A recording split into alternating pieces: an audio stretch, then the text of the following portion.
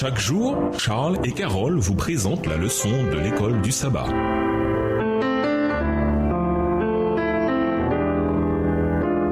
Bienvenue dans votre émission. Dieu nous parle. Nous voilà à la leçon de lundi, malédiction dans le camp. Ce fut sans doute l'un des moments les plus grandioses de l'histoire d'Israël. Après 40 ans d'errance dans le désert, ils entraient enfin en terre promise. Grâce à un miracle spectaculaire, les enfants d'Israël traversèrent à pied sec le Jourdain, pourtant en crue. Cette traversée fut tellement impressionnante que les rois païens en Canaan furent touchés et qu'ils n'eurent pas le cœur à combattre. Josué 5, verset 1. Le premier grand défi dans la conquête de Canaan fut la ville fortifiée de Jéricho. Personne ne savait quoi faire pour vaincre les habitants de Jéricho, pas même Josué. En réponse à sa prière, Dieu lui révéla le plan en vue de la destruction de la ville. Plan qu'ils suivirent, mais les choses prirent un mauvais virage. Lisons Josué 7. Qu'est-il arrivé après la puissante victoire à Jéricho et quel message doit-on en tirer? Josué le chapitre 7. Et les enfants d'Israël commirent une infidélité au sujet des choses dévouées par interdit. Akan, fils de Carmi, fils de Zabdi, fils de Zérak, de la tribu de Juda, prit des choses dévouées, et la colère de l'Éternel s'enflamma contre les enfants d'Israël. Josué envoya de Jéricho des hommes vers Haï, qui est près de Bethaven, à l'orient de Bethel.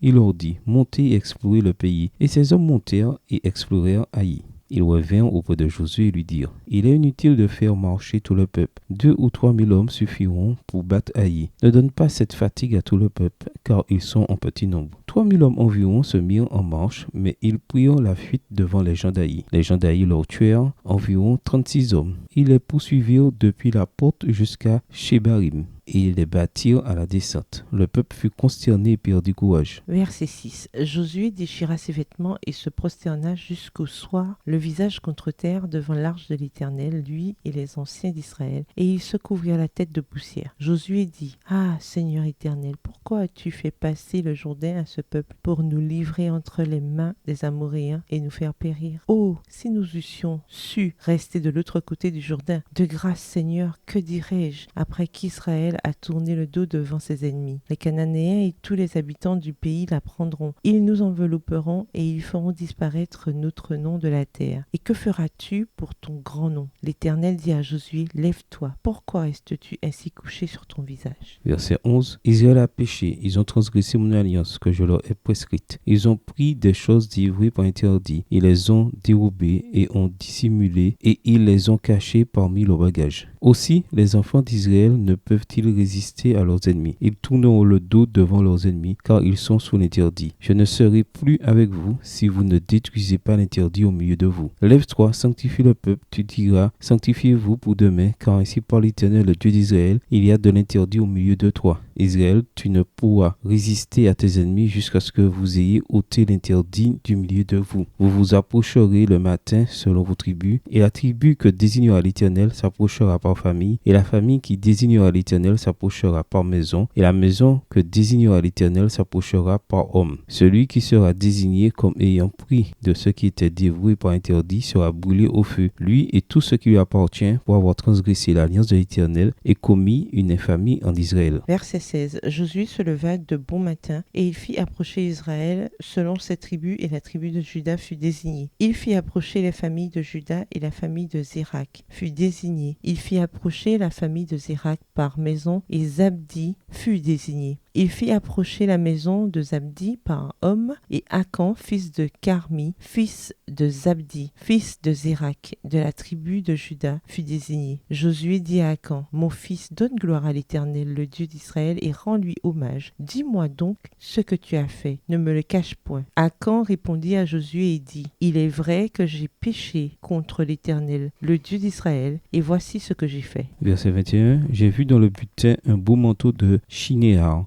200 cycles d'argent et un lingot d'or du poids de 50 cycles. Je les ai convoités et je les ai pris. Ils sont cachés sous la terre au milieu de ma tente et l'argent est dessous. Josué envoya des gens qui coururent à la tente et voici les objets étaient cachés dans la tente d'Akan et l'argent était dessous. Ils les prirent du milieu de la tente, les apportèrent à Josué, à tous les enfants d'Israël et les déposèrent devant l'Éternel. Josué et tout Israël avec lui prirent Akan, fils de Zérak, l'argent, le manteau, le lingot d'or, les fils et les filles d'Akan, ses bœufs bœufs, ses ânes, ses brebis, sa tente et tout ce qui lui appartenait, et il les fit remonter dans la vallée d'Achor. Josué dit, « Pourquoi nous as-tu troublés? L'Éternel te troublera aujourd'hui. » Et tout Israël le lapida. On les brûla au feu, on les lapida. Verset 26. Et l'on éleva sur Akan un grand monceau de pierre qui subsiste encore aujourd'hui. Et l'Éternel revint de l'ardeur de sa colère. C'est à cause de cet événement qu'on a donné jusqu'à ce jour à ce lieu le nom de vallée d'Achor. Une fois mis devant l'évidence, Akan admit ce qu'il avait fait, en disant qu'il avait convoité. Dans la version d'Arby, c'est bien.